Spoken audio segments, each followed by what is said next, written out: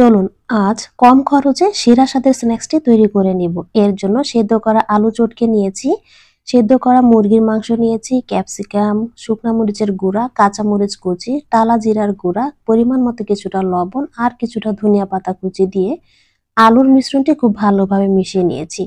এরপর কিছুটা bread crumbs দিয়ে আবারও ভালোভাবে মিশিয়ে নিয়েছি।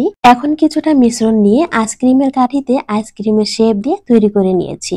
এখন ব্যাটার তৈরি করব।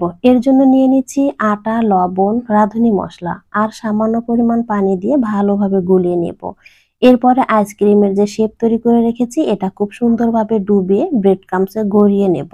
এখন এখান থেকে কিছুটা ফ্রোজেন করব আর কিছুটা এখনই ভেজে নিচ্ছি। এখন চুলায় আগে থেকেই কিছুটা তেল গরম করে নিয়েছি। এবার আইসক্রিমের শেপগুলো দিয়ে দিচ্ছি। চুলার তাপমাত্রা মিডিয়াম টু লো হিটে রেখে এগুলোকে মুচমুচে করে ভেজে নেব। এই তো ভাজা হয়ে গেছে।